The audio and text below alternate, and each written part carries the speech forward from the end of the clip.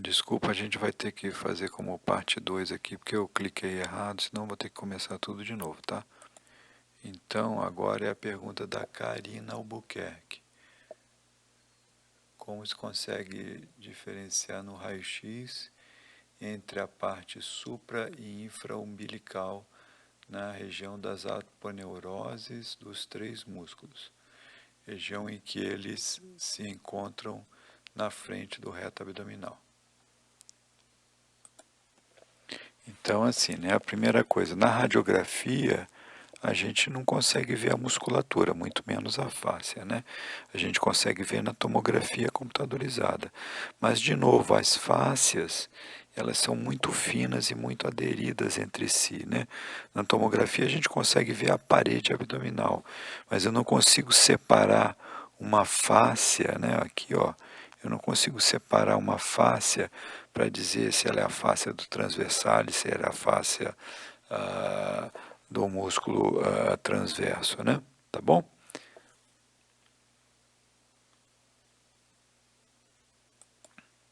O máximo assim que a gente consegue ver de visualização é isso que a gente está vendo aqui, ó.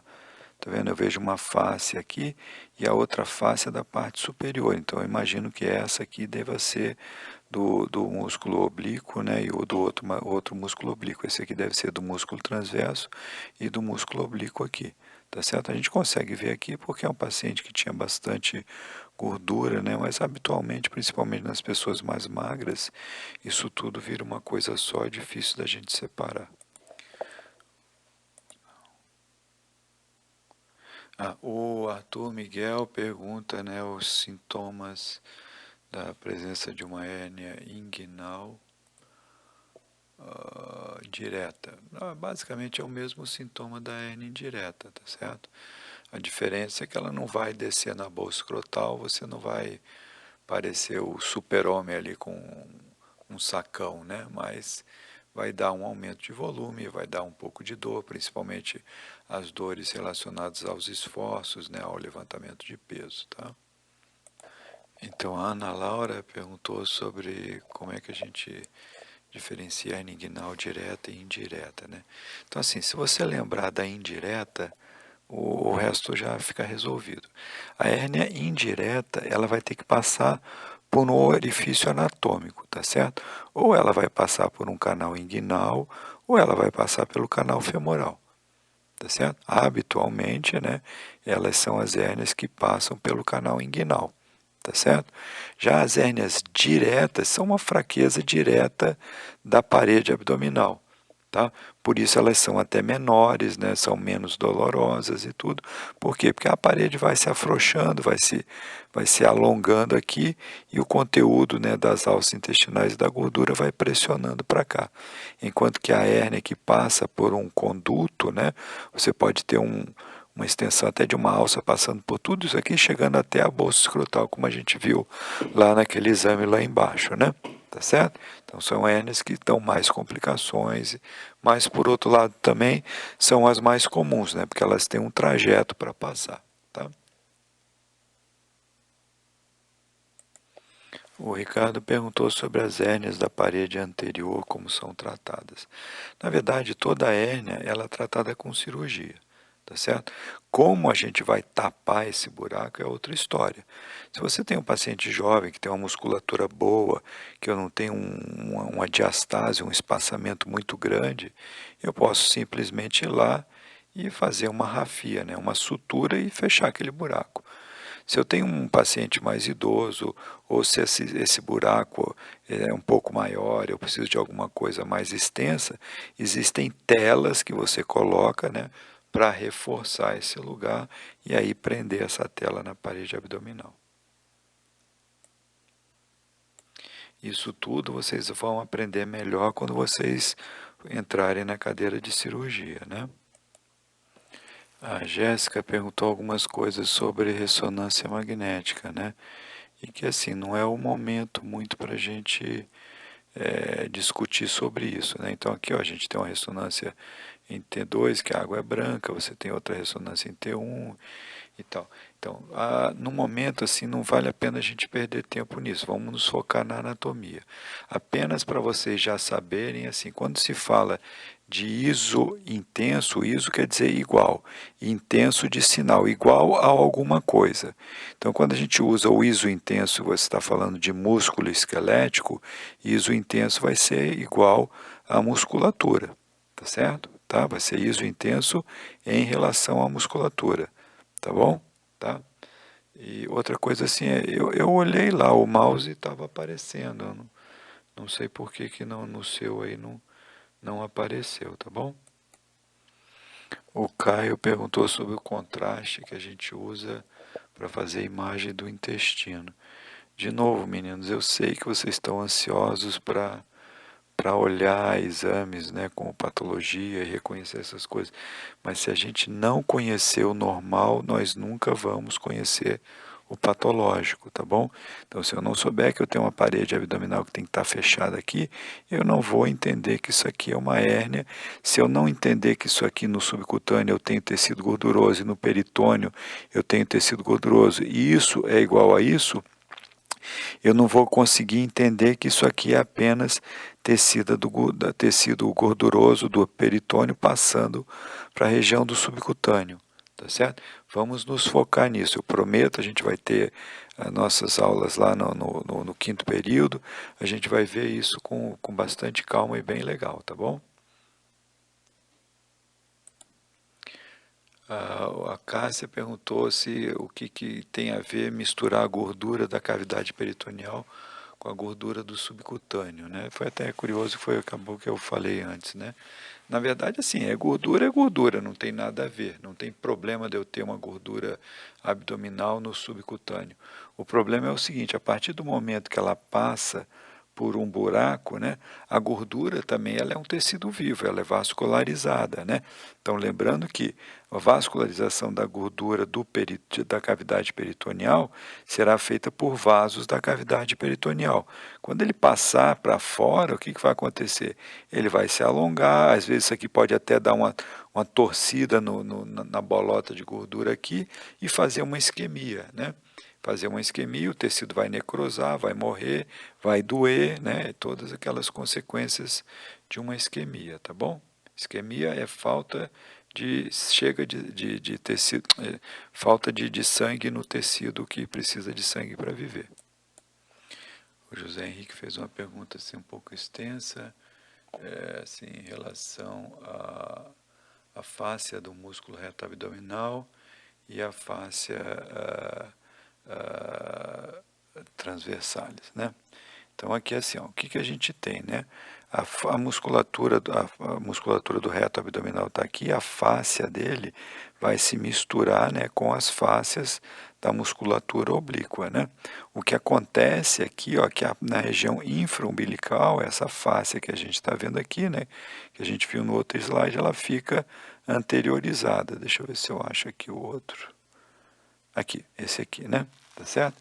Então a gente passa a ter as duas fáscias aqui, ó, todas anteriores à musculatura. E por alguma razão, isso faz com que o peritônio ele fique mais frouxo e mais fácil de abaular a parede abdominal aqui nessa região infraumbilical, tá?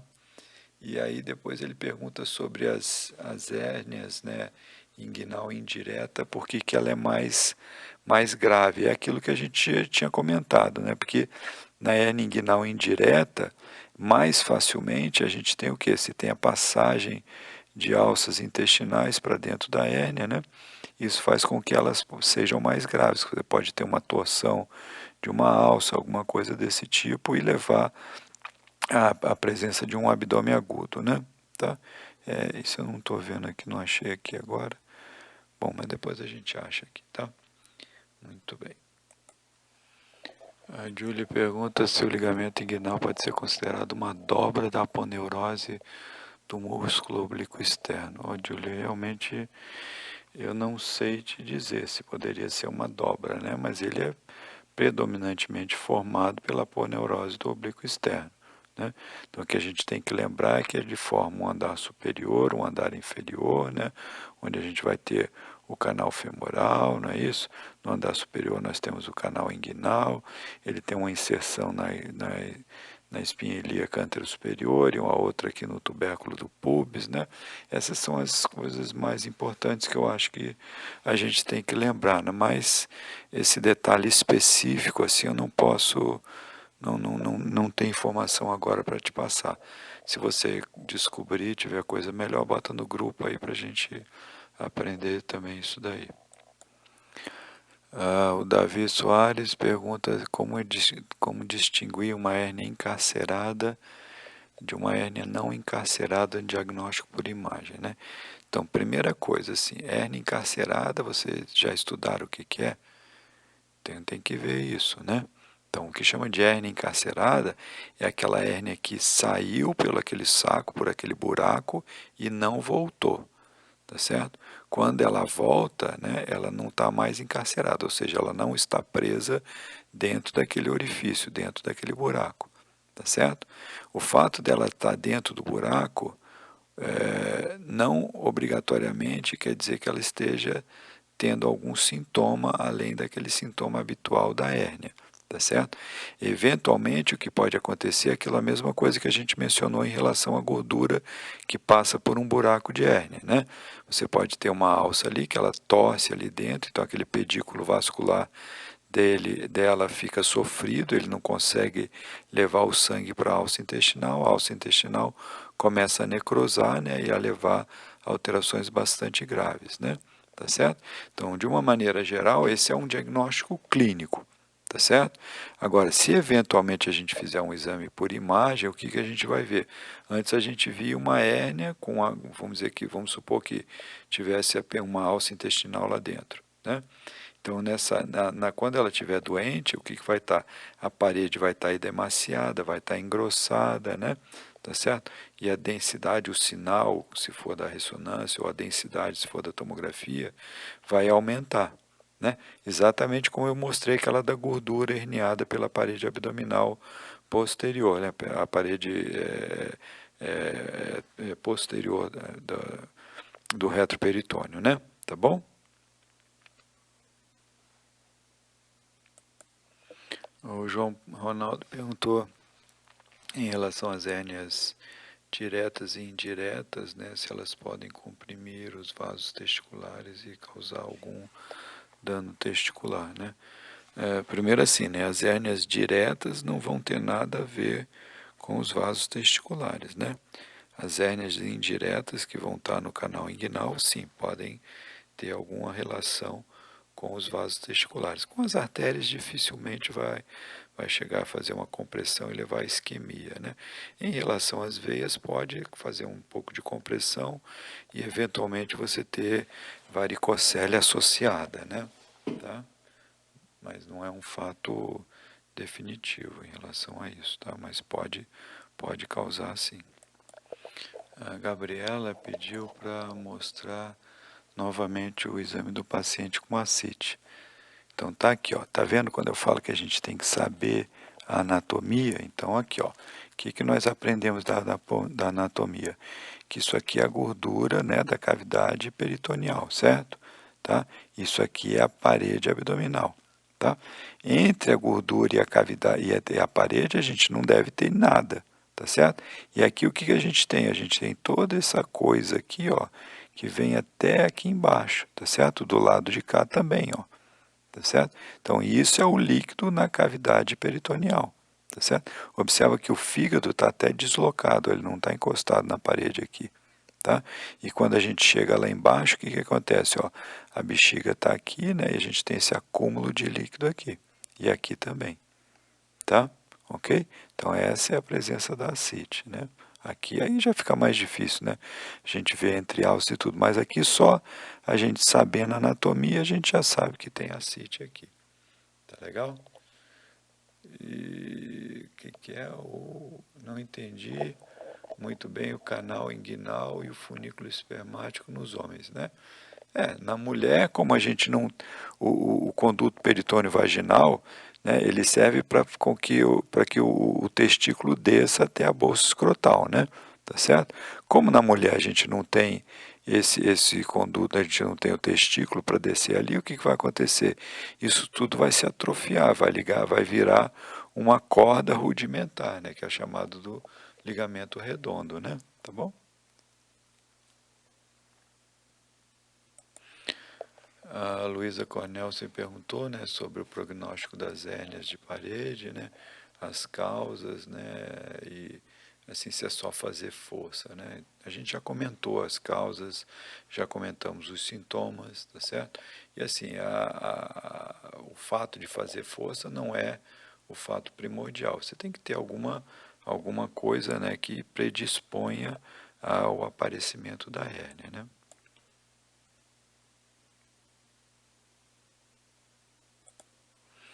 O Marcelo Muniz deu um nó aqui na cabeça, né?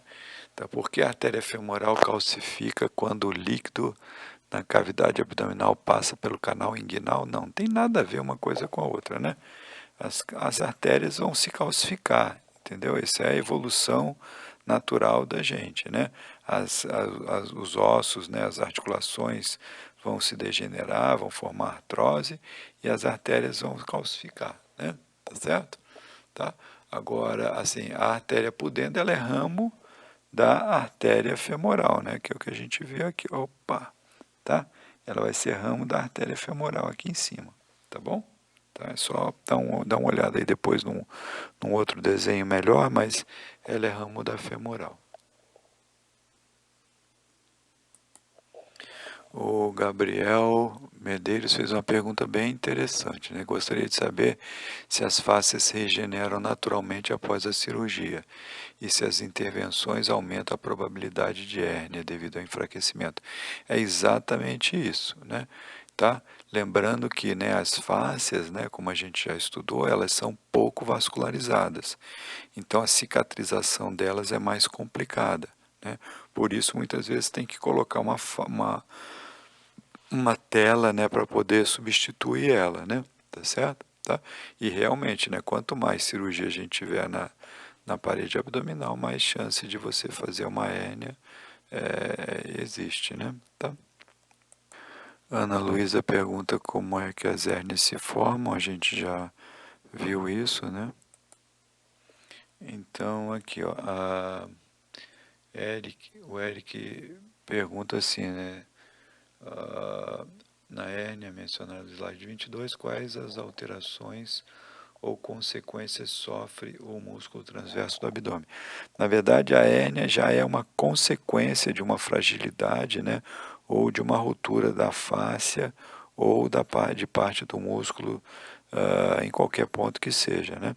Nesse caso aqui, a gente tinha uma fáscia que rompeu, tá certo? Uma parte da face aqui tem uma abertura e permitiu a passagem da gordura por aqui. O músculo restante do músculo em si não sofre nada, não acontece nada com ele.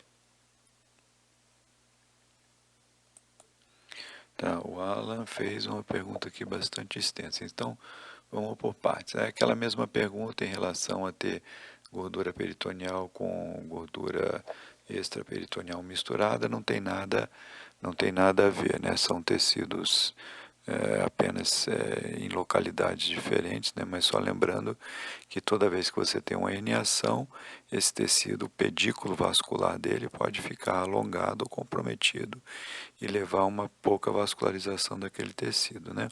Tá? Aí depois ele pergunta em relação à ruptura do ligamento inguinal. Nós também comentamos isso, né? O que ele vai fazer vai ser assim, uma fragilidade da parede abdominal naquela região, você vai ter um abaulamento, né? Tá certo? Esse abaulamento pode ser extenso, um pouco mais localizado, e o principal desconforto, coisa que ele vai fazer vai ser um desconforto e eventualmente até com dor nessa região, né? Tá? Ah, a recuperação vai depender se vai fazer cirurgia, não vai fazer, a idade, né? Tem uma série de coisas. Habitualmente são cirurgias com bons resultados, né? Tá? Muito bem. Vamos ver outro. A Beatriz Álvares não tem pergunta.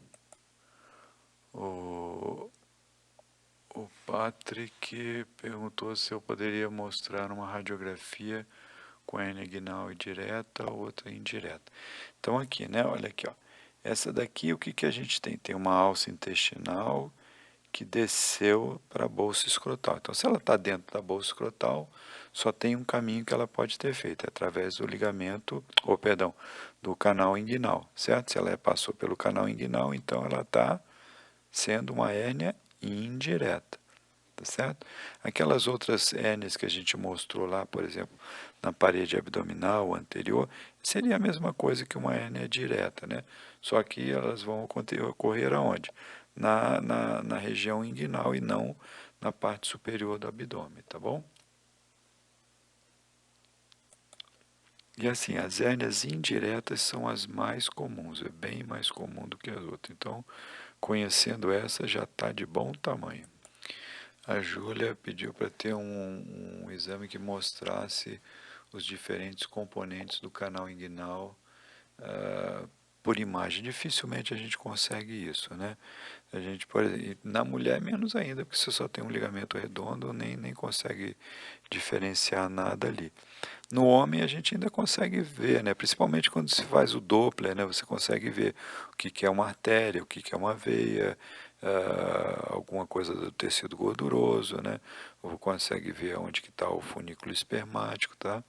Mas o exame mais fácil para a gente ver isso seria os exames de ultrassom.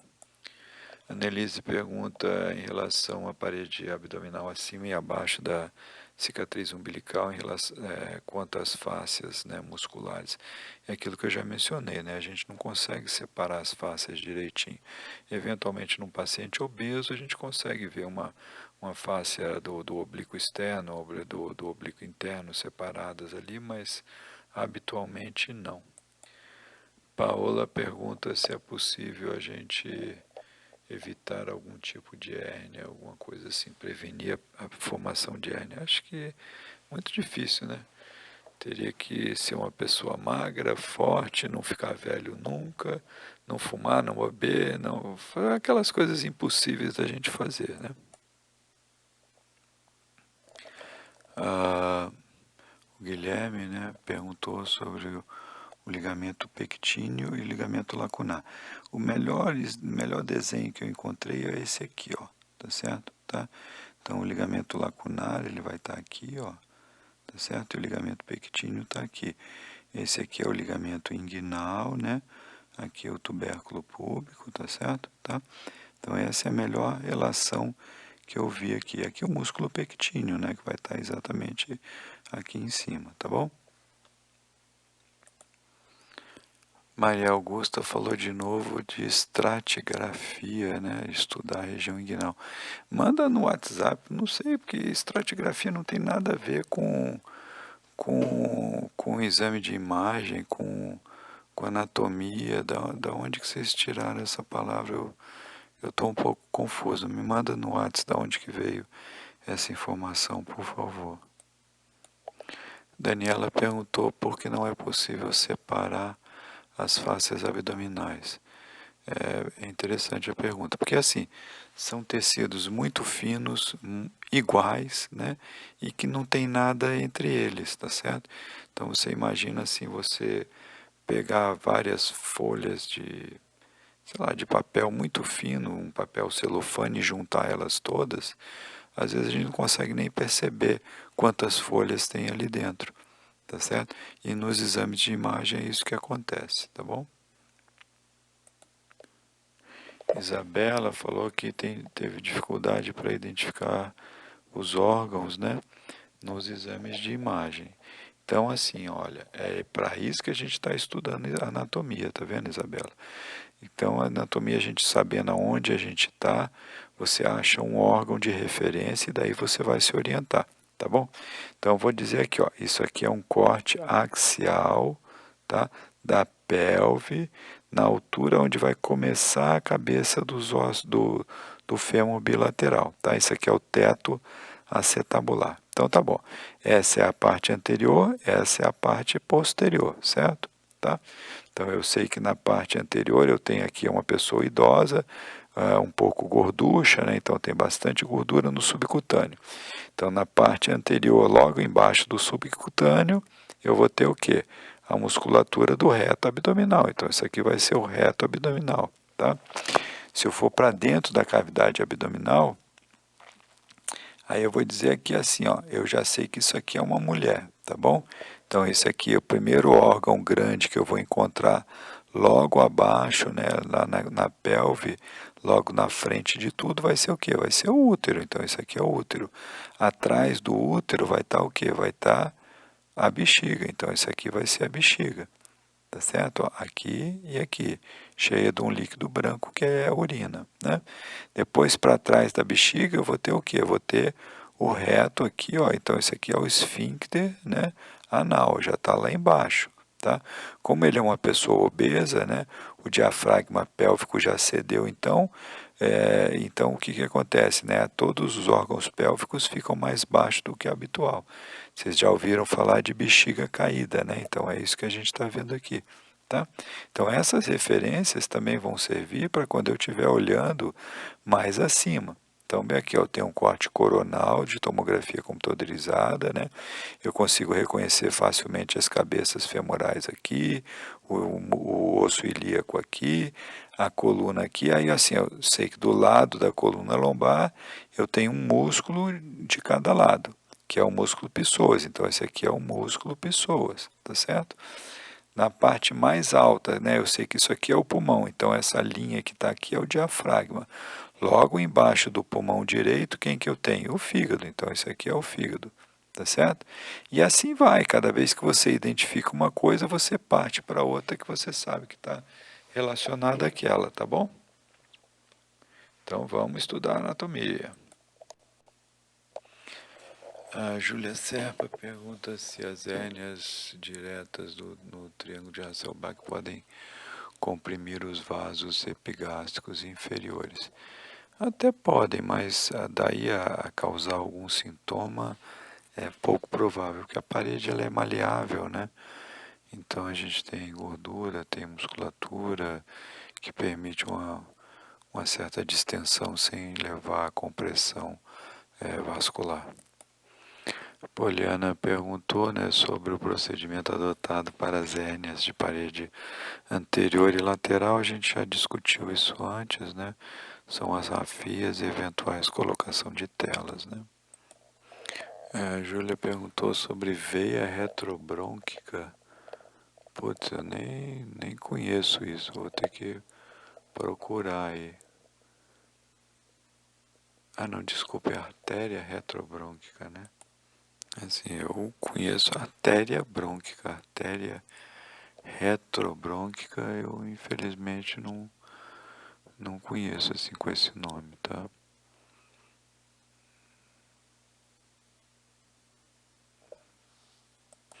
A outra pergunta é em relação aos seios pericárdicos, né, transverso e oblíquo, se eles podem atrapalhar de alguma forma a visualização. Não atrapalha em nada. Apenas são recessos onde acumula um pouco mais de líquido e a pessoa tem que conhecer isso, né, a anatomia disso, para não confundir com um derrame pericárdico ou que é uma doença. Leonardo Franco perguntou sobre a visualização das artérias, perdão, da veia femoral e da artéria femoral no canal inguinal. Lembra? Muito fácil. Nave, né? Nervo, artéria e veia.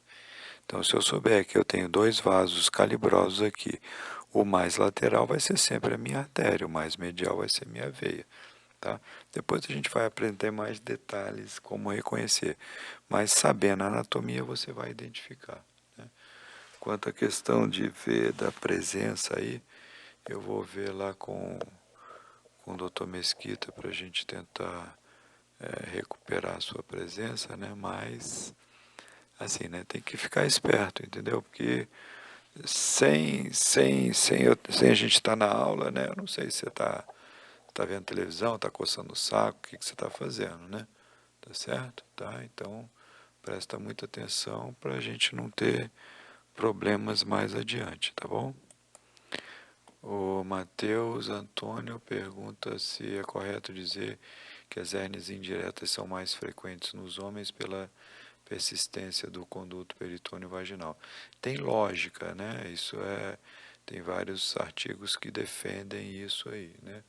Tá certo? Mas não é errado dizer, mas também não é 100% ficar apenas considerando essa como a única causa, né? Tá? Em relação ao músculo reto abdominal, seria correto considerar que as interseções tendíneas, como resquícios das costelas abdominais, putz, nessa aí eu não faço ideia, cara. Eu vou ter que procurar isso aí.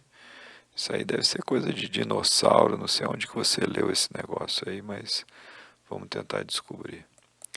Marcelo, né, fala sobre qual o pior prognóstico para a anatomia da região inguinal, se é uma hérnia gerada por um esforço físico muito grande ou aquela que acontece pelo enfraquecimento natural da parede abdominal. Veja, o que importa, né, em relação à hérnia, tá, é o que? Primeiro, a localização dela, né? Então, se ela é do conduto do canal inguinal ou do canal femoral, elas são hérnias que são mais propensas a estrangulamento, né, a encarceramento, tá certo? Então, serão hérnias mais graves, né? As outras demais hérnias, elas tendem a não ter um conteúdo de alça intestinal, tendem a não fazer encarceramento, né? Então elas serão menos graves, tá bom? A Sofia não ficou com nenhuma dúvida. A Bruna fala que gostaria que eu colocasse setas nas estruturas porque o vídeo não aparece indicação. Acabei ficando em dúvida qual radiografia do abdômen é em ortostase e qual é em decúbito dorsal. Mas eu não estou achando esse, esse slide aqui, sabe? Não saberia te dizer onde que é a tua dúvida. Porque eu acho que nem tem radiografia aqui nessa aula, sabe? Depois me manda direitinho uma foto no WhatsApp para eu poder entender o que você ficou em dúvida e eu te respondo. Tiago Hayashi pergunta, fiquei confuso quanto ao trajeto das artérias epigástrica superficial e inferior. Então, assim, ó, epigástrica superficial, ela vai ser o que? Ramo da artéria femoral, tá certo? E ela vai fazer um trajeto na superfície da parede abdominal, acima, né, superficial, as fáscias, né, musculares daqui, tá bom? Enquanto que a artéria epigástrica superficial, perdão, inferior, ela vai ser ramo da ilíaca externa, né? E ela vai correr praticamente dentro do músculo reto abdominal. As duas vão em direção à região torácica, sendo que a epigástrica inferior vai na direção do apêndice tifoide para formar a torácica interna, né? Enquanto que a epigástrica superficial, então, né, a epigástrica inferior, ela vai dando vários ramos, né, na parede abdominal, tá? Perdão, a epigástrica superficial vai dando vários ramos pela parede abdominal, tá ok? É menos linear e ela acaba toda em direção à cicatriz umbilical. Ela faz ramos profundos, tem até anastomose com a epigástrica inferior, tá certo? Vai várias anastomoses por aqui, tá? E ela vai fazer de uma maneira indireta uma anastomose, né, com os vasos epigástricos superiores, tá certo? Então ela acaba se juntando com os vasos epigástricos superiores, tá?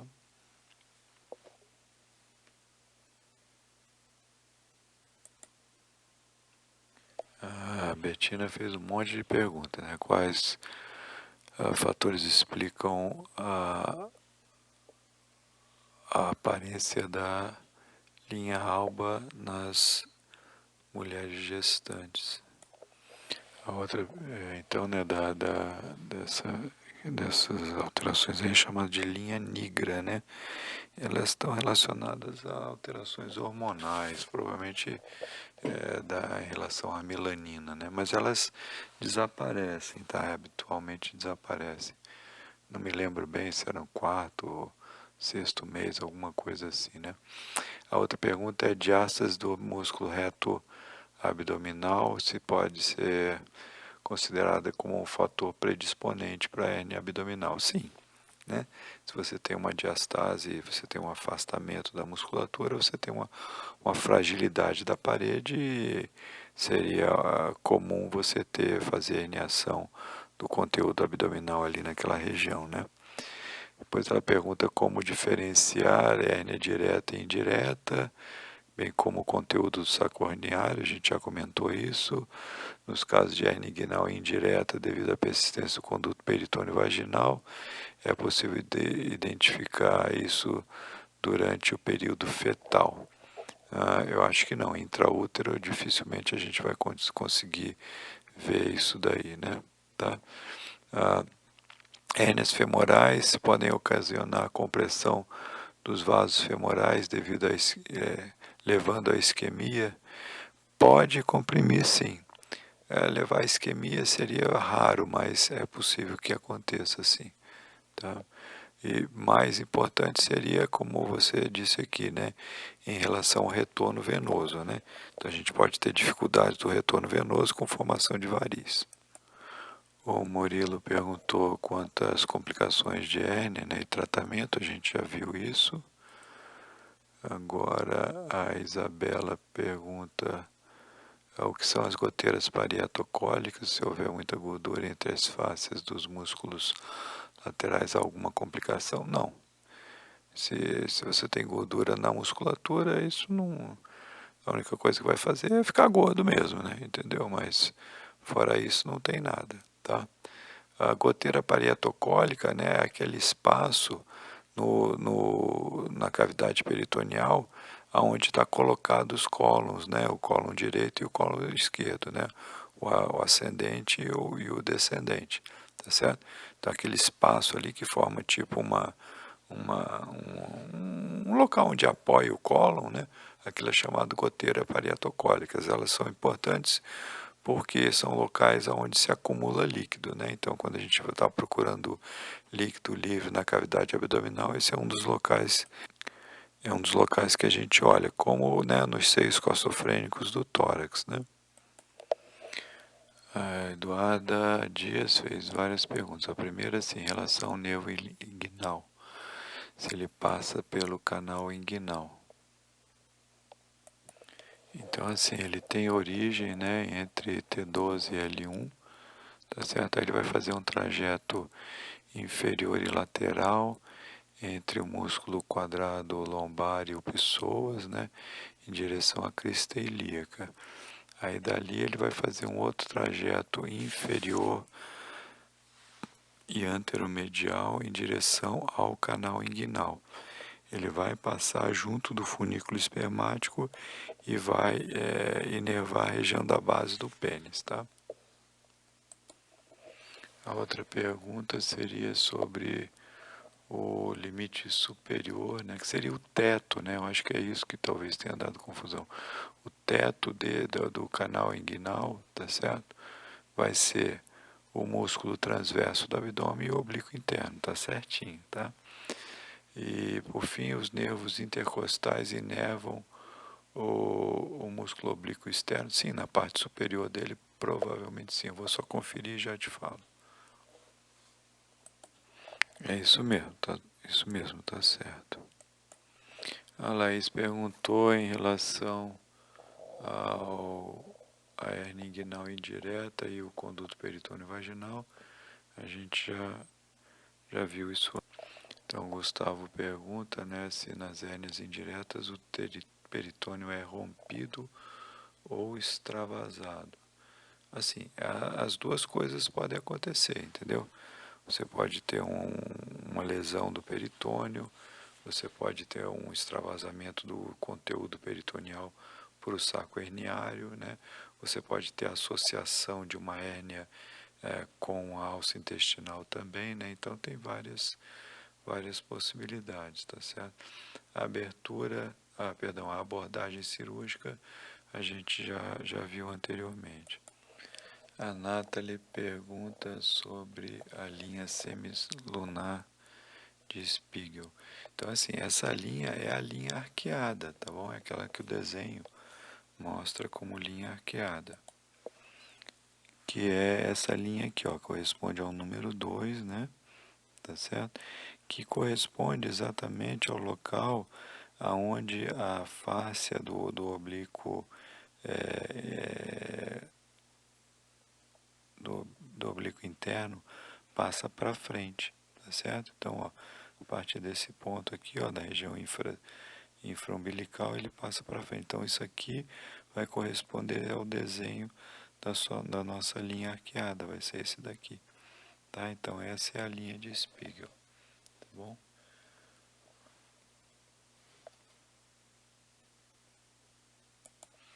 Em relação ao ligamento de Henle, a gente já discutiu anteriormente. Fiquei confuso em relação ao anel inguinal e o conteúdo profundo do anel inguinal.